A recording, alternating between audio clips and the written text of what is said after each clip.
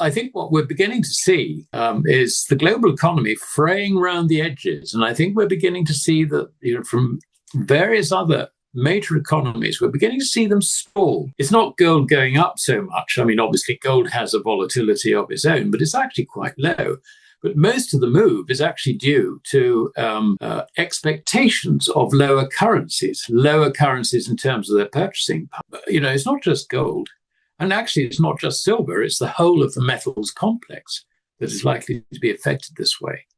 So I think with silver having been left behind because it's been suppressed over a long period of time, where we are, it's actually a very good outlook for the price of silver. The gold market is undergoing a significant structural transformation, driven by a sharp rise in physical demand and increasing concerns over counterparty risk in the derivatives space. Delivery volumes on exchanges such as COMEX have reached unprecedented levels, now trending at approximately 1,500 tons on an annualized basis, surpassing the total deliveries recorded between 2019 and 2023. This shift reflects declining confidence in synthetic gold instruments, with market participants increasingly favoring physical possession over paper claims. The result is mounting pressure on traditional settlement systems and growing systemic exposure should liquidity conditions tighten. These developments have prompted regulatory attention, most notably from the European Central Bank, which recently issued a formal warning regarding elevated counterparty risk within the gold derivatives market. According to reports, outstanding derivative positions have increased by 58% year over year, reflecting a broader scramble by financial institutions to hedge against rising volatility in physical markets. This rapid buildup in exposure poses risks across the financial sector, particularly if disruptions in delivery chains result in contract failures. The ECB's intervention underscores the seriousness of the issue, as such warnings are rarely issued regarding precious metals, signaling that the underlying risk is now viewed as potentially systemic. Financial analyst Alasdair Macleod emphasizes that this shift in gold market dynamics cannot be viewed in isolation from broader currency developments. He notes that central banks, particularly in Asia, are not simply accumulating gold as a reserve asset. This movement away from dollar-denominated assets, including U.S. equities and Treasury securities, reflects growing concerns about the dollar's long-term stability and purchasing power. Macleod warns that this reallocation of reserves signals a rebalancing of global monetary preferences, one in which physical gold plays an increasingly central role. As these trends continue, gold and silver are likely to regain prominence as trusted stores of value within an evolving financial landscape marked by heightened uncertainty and structural risk. Now, we present the clips from Alasdair's interview. Before we continue to discuss this, please subscribe to our channel and activate the bell icon for timely updates. Thank you, and enjoy the video.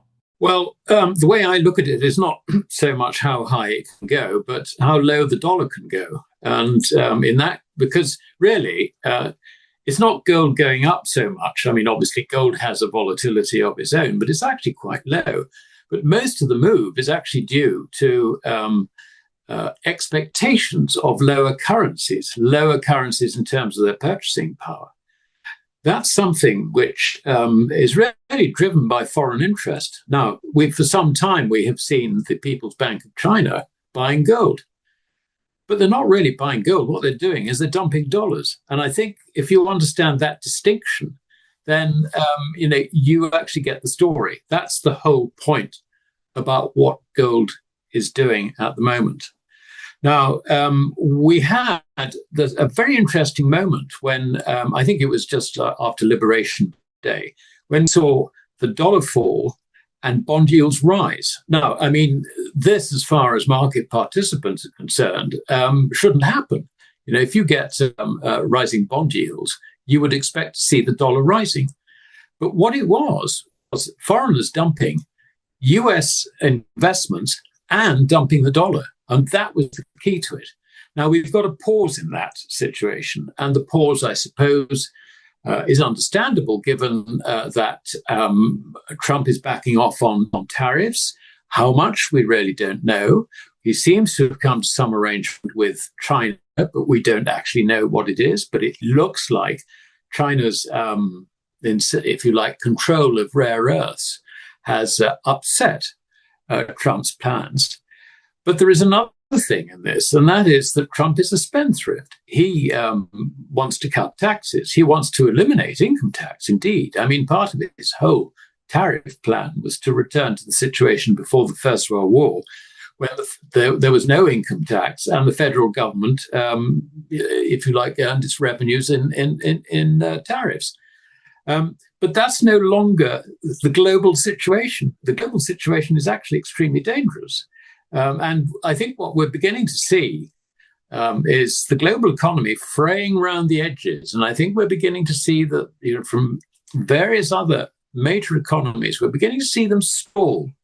But this is very, very important, because as these economies stall, the US economy is likely to stall as well. It's bound to, for the same reason, basically because of the consequences of tariffs and responses to tariffs and so on and so forth.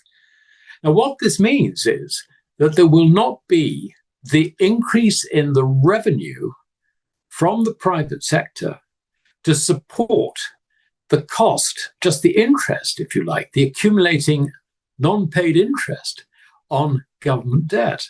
So in other words, the slightest hint of a recession and the US government is in a debt trap, which basically leads to bond yields spiraling higher. And I would argue that that is already the situation. It's just that people don't really realize it yet.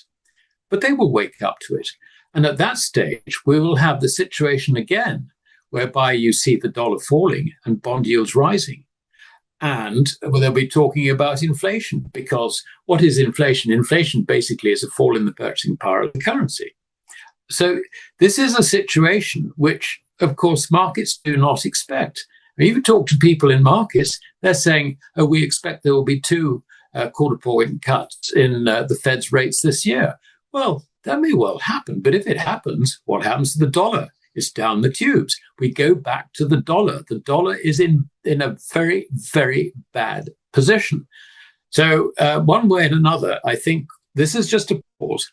The trend, I think, when it resumes, will be extremely upsetting for not only the dollar, but also all financial instruments, dollar-denominated financial instruments. And by the way, that includes the equity market, which was very, very overvalued relative to what you get in bonds, without bond yields rising any further.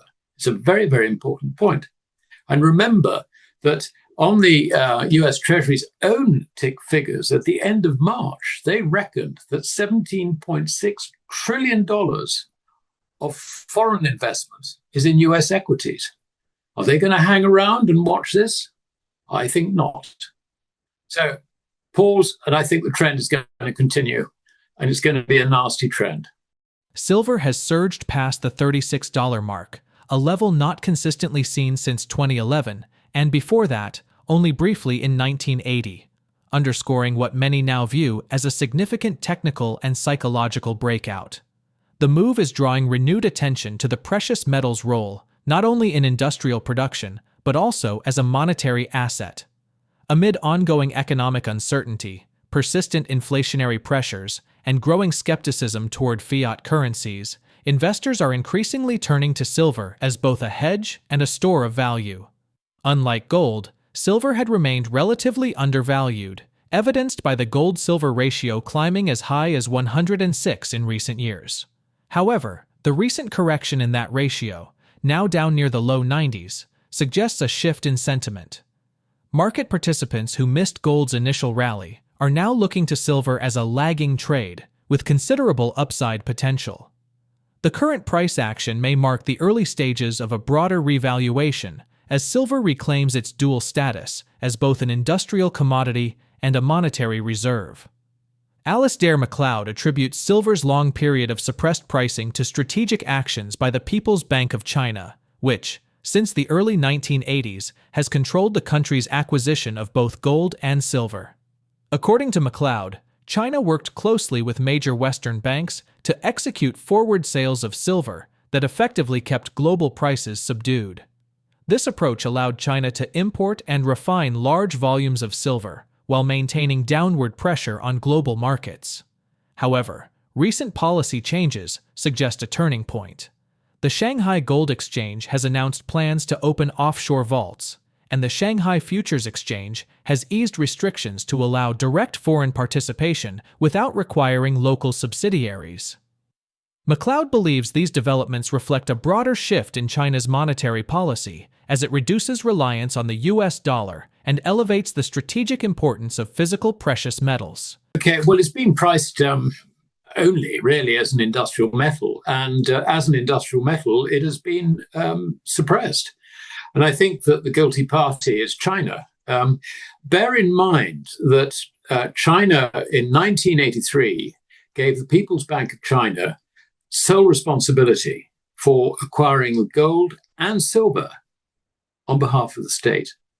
And so I think it has been dealing with silver not only as an industrial metal, but also as, if you like, a precious metal, which is in reserve number 2 to gold.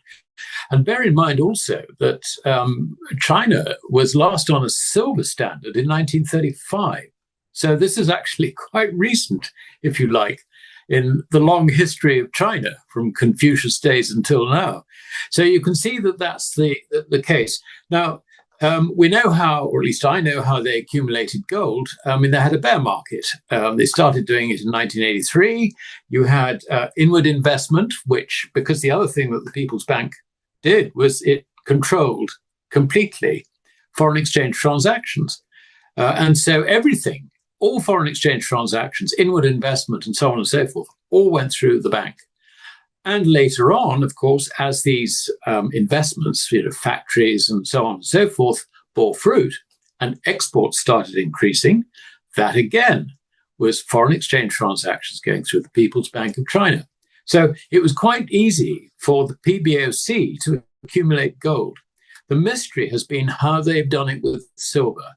And I think the answer was quite simple. If you go back 20 years or so, you'll see that virtually every country in the West gave up processing silver or made it more expensive simply because it's a pretty dirty business. But the Chinese basically were quite happy to import loads of silver doré and refine it for themselves. And the way they controlled the market, I think, was really quite simple. They would work with a major bank like JP Morgan. JP Morgan would, on behalf of the Chinese, sell forward to, in theory, cover their position in silver. But of course, it was actually just a suppression scheme. So what you had was silver doré bypassing the market, but the hedging going into the market and driving down the price. I think it was really as simple as that. Now, China, I think, is changing that. And I think that we got a very clear signal when President Trump had his Liberation Day. At that stage, I think that China, even though perhaps before it was already beginning to scale down its sales of futures, if you like, and other means of controlling silver, I think it was scaling it down. And I think that that Liberation Day basically meant that China came out of the market and was no longer suppressing silver. And so we can see that, further moves have taken place, such as the Shanghai Gold Exchange saying that it will open vaults outside China for the first time.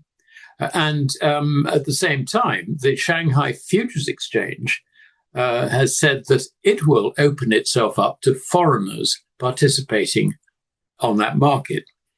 Now, you could participate in it before, but you would have to set up a Chinese entity in order to deal. You couldn't deal direct. That's now gone.